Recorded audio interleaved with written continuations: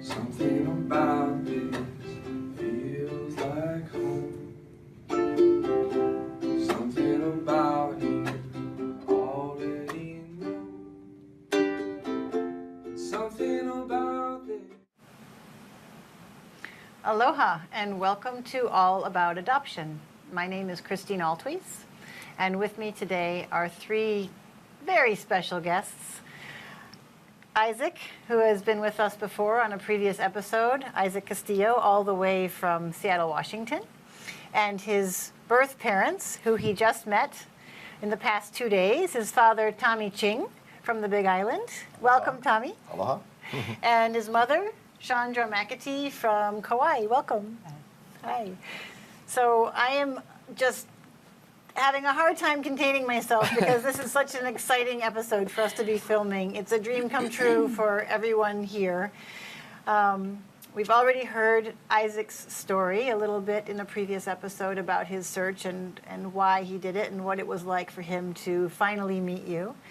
And we'd like to hear a little bit from each of you about the last 29 years or 29 years ago or yesterday.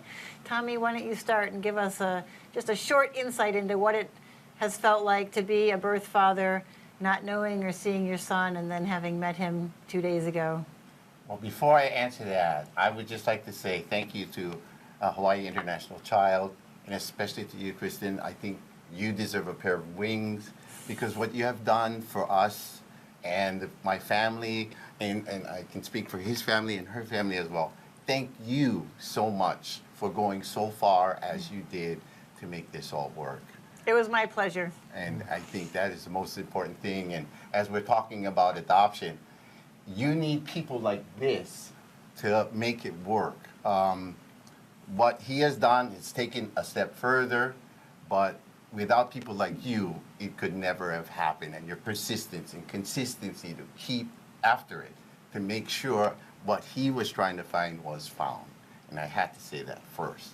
Now, as far as being an adoptive or a parent that has given up a child, when it first happened, it was kind of a shock and it was tough, but I had my own issues and problems, so I kind of worked through it. And then it kind of goes away, but every so often, especially now that I'm older, every so often you kind of hope that someday someone will ring that doorbell or knock on the door and say, "Are you Thomas Ching? Well, I could be your son." And I always hoped for that day, and I knew if it happened, it happened because I was already instructed that I couldn't reach out to him, even if I wanted to. I was instructed that. So, you just kind of hope, and that's the best I could do. And when it happened, and when you called, it was truly like, oh my God, it happened, and ever since then, my whole life has changed. My whole personal life has completely changed. So, Give us 30 seconds on how your life has changed in the past. Well, he has asked questions that I never thought were important. And now they're really important. And now I find out things about myself that I never knew because I myself am an adoptive child. And that you knew, but as you've peeled Yes. back the layers of the onion, Grandfather adopted, father adopted, myself adopted, Isaac adopted, my son is adopting a son. And so it's 5 generations. It's 125 years. so you're kind of the expert. I should shut up and let you take it away, Tommy. Right? You're saying please don't. Sorry. You've had your 2 minutes. Okay, thank you very much. All right. It's hard. I'm Portuguese in there, so it just comes out easy, Yeah. All right, well, we will definitely come back to you. Let's hear from Chandra about your experience and your last 29 years. I don't know what you feel comfortable sharing, but anything you can share with us about this experience will be helpful. It's a little overwhelming, I've always thought about Isaac, and I wondered where he was and what he was doing, and I've always hoped that he had a really blessed and happy life, and I also never I knew that for myself, I had decided that I wouldn't reach out, try to find him, because I figured, I didn't want to upset anything that was going on in his life. And, but I always hoped, like Tommy, that I'd someday get to meet him. I thought he was here on Oahu, being raised. So I wondered if, maybe I passed by him and didn't know. And, I tried to see if, there somebody that I'd passed by about his age that kind of looked like me, but I didn't really know what he looked like, And then just recently I was thinking, it's almost the 27th, and he was going to be 29, and, I wonder what was up with him. And then I got your call, and I just got your call yesterday telling me that he was searching and that he was here, and it was just something. Even now I'm sitting here and he's next to me, and it's still unbelievable, And I'm so happy that things worked out the way that they did. The timing was just incredible, and he's such an incredible person. Just from seeing him today, I can just see how loving he is and how caring he is, and that's just icing on the cake, Yeah. He's really a cool guy. I just can't believe I can call him my son, That's such a big blessing. And hats off to both of you, especially Chandra. Tommy, you had a few months to prepare for this, but not Yes. that long to prepare. I mean, considering how long it's been, you'd been able to talk to your son on the phone a little bit and get Yes. ready for this. Chandra, you are literally reacting to a call you received last night. Hours ago. Hours ago. So, Within a day. really brave of you, courageous to be willing to go through this so publicly, also to allow our viewers to witness and experience with you. And I think that's why, this is really important, because people are being given an insight right now that is rare. There's so much talk about adoption. So many people know somebody who's adopted or wonder about it. But I think rarely do we have the opportunity to sit down and hear from people who have been through it in such a personal way. And also, the two of you haven't seen each other in 29 years. Hours ago, you were seeing each other. We won't touch that one. No, no. Except to say that for your son's sake, this is really wonderful what you're doing, because I think no child alive ever grows tired of believing that mom and dad or birth mom and dad are there for you, in your corner, and in order to do that for your kid, you need to get along. Yeah. Kids are burdened by parents who don't get along in any circumstances, whether it's divorce or, adoption, whatever. To know that you can be there for your child is a huge gift that you can give your child. So thank you to both of you for being willing to do that. Slightly awkward, but you're doing it so graciously. Yeah. Ask me tomorrow. That's a genuine laugh. This is all good. So you all are a family. And there's another family Yes. waiting in Washington, who is Isaac's family, who's raised him for 29 years. You have a family, Chandra, separate from this family. You have a family. Yet here you are, within a few hours, coming together and being a family. What does that feel like? How does that happen? Well, let's let your son answer. Oh, it's great. No, it's amazing. I think, like you said, everyone has their big groups of people, not just like their relatives, but their friends and all the people, just like this huge network, and it just keeps getting bigger and bigger and bigger. And, when you bring all those people with you, I think, and then share that experience with the people that are close, it's like, it just gives you a whole new perspective on what the word family, what does it mean? What is that concept? Because a lot of families are broken, and a lot of times relationships get complicated and difficult, and be able to overlook that, like you're saying, and like not just you know, sit in your like comfortable space, like step out and really be a part, and then all of a sudden we get to like hang out, and it's really great. It's really, really great. And I know for myself that my family that is in Washington, I just love them so much, and they're with me always, you know, they're always with me, and now so are they, you know, always. I can always have that. It's incredible. So there's just more, and that's one concept we need to keep in mind, I think, is that love is infinite. This fear-based attitude of, well, if I meet the rest of my family, this other part of my family is going to feel threatened, or this other part is going to have less of my love. But that's not the way love works. Love is infinite, and the more you use your love, and well, usually, hopefully, Usually. those judgy people, we're forgetting that judgy people. You know, the more you use your love muscle, the more love you have, the more you can flex your love. Maths. Oop, never mind. Okay, but in general, the more you It have. took a minute. Yeah. You know, This is a G-rated show. yes. Or at least it Family show. was. Yeah. You bring So- us on. Thank you for being open to that idea, that this is not threatening, but this is Well, empowering. I think we have to thank the Castillos, because without them allowing him to be himself from the beginning, you know, from an early age, they allowed him to be himself. And I think that's the greatest appreciation I have for them.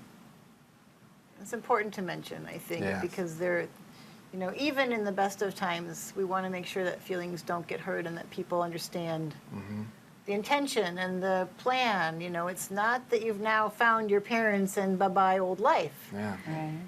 To me, you know, just seeing who he is and how much love they've given him validated my decision. You know, it makes me feel so much better about what I did. You know, I wondered for so long, and now finally seeing that it was the right decision to make, because look at how wonderful he is, you know.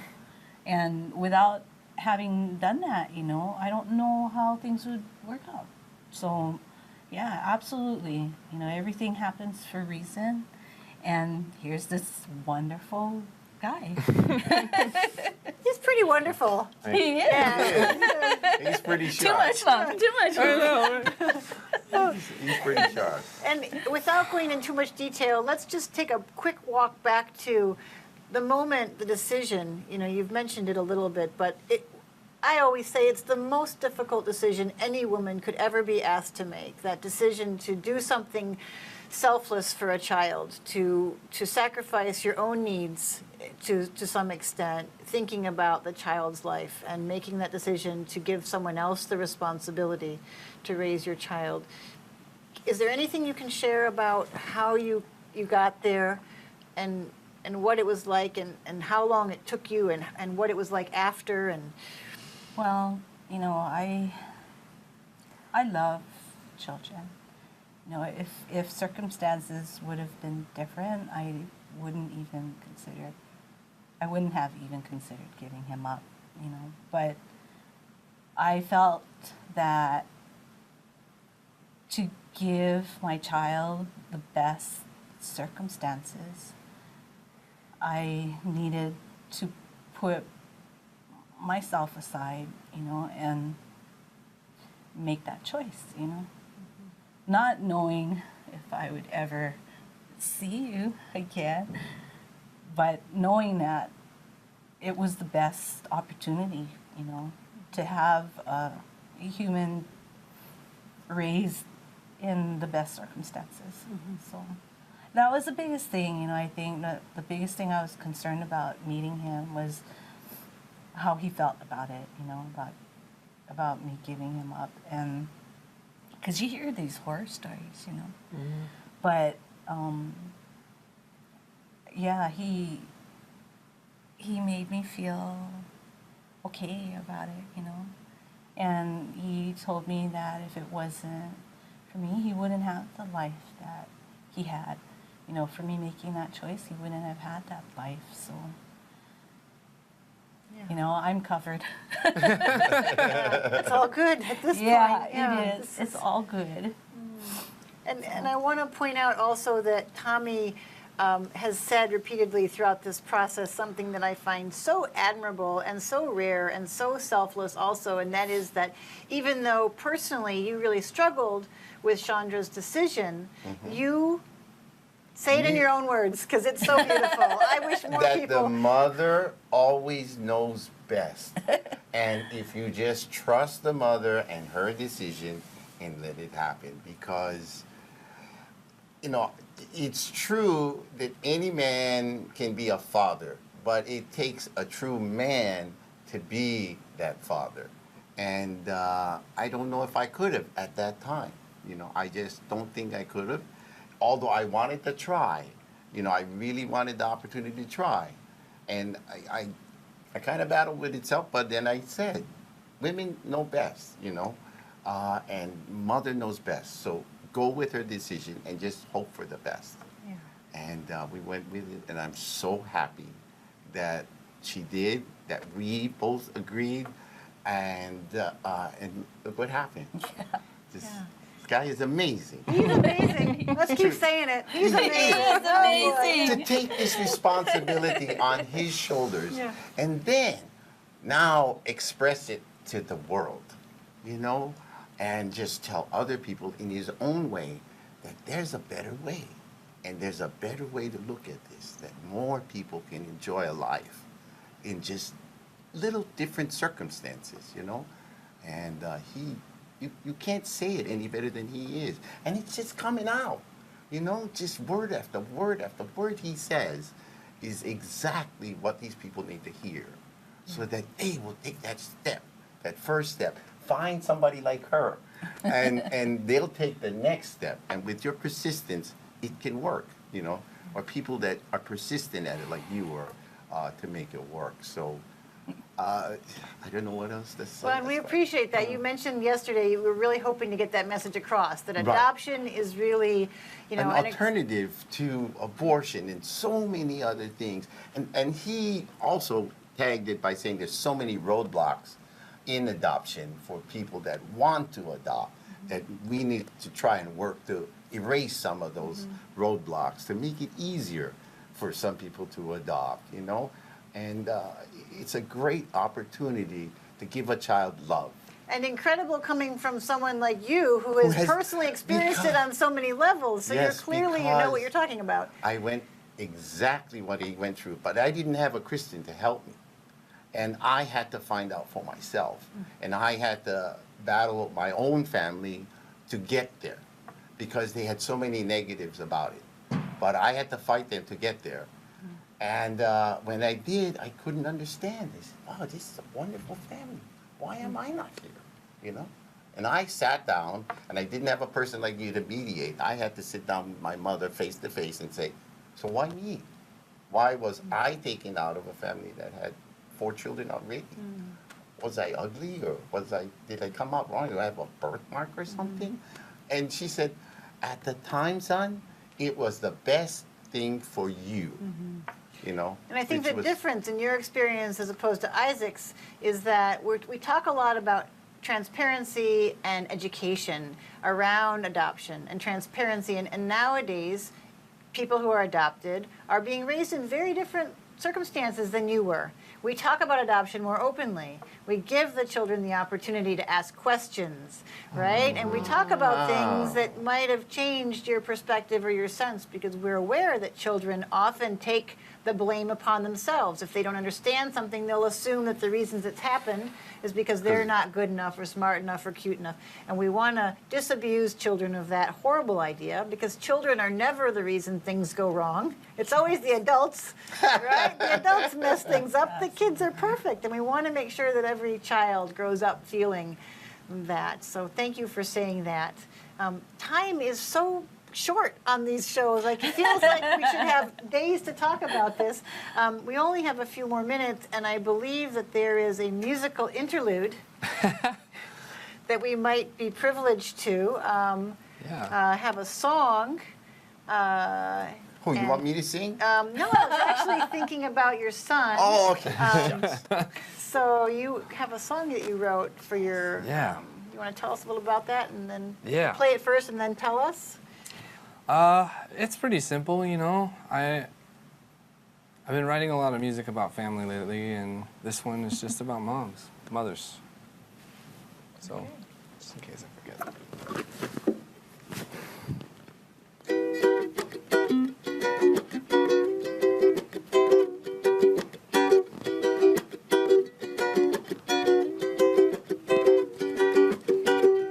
We're all born from a mother first.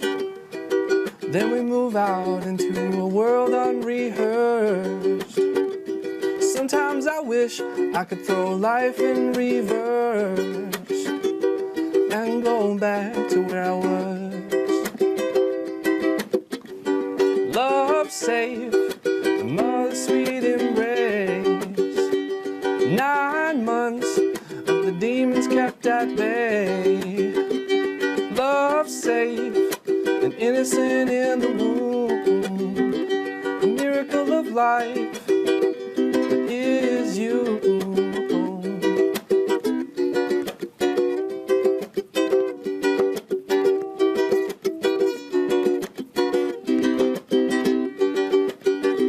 As life goes on, we all make our mistakes. Hurt the ones we love when we can't defeat the pain. And I know sometimes she seems the one to blame. But just remember that there was once a place where you were. Love safe, mother's sweet embrace. 9 months of the demons kept at bay. Love safe, an innocent in the womb. The miracle of life that is you.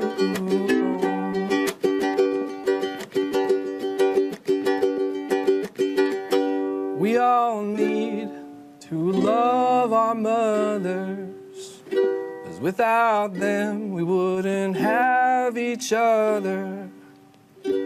We all need to love our mothers, 'cause without them we wouldn't have each other.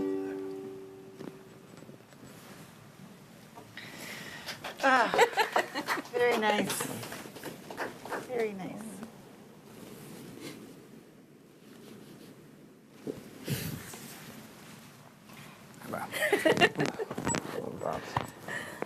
Solid.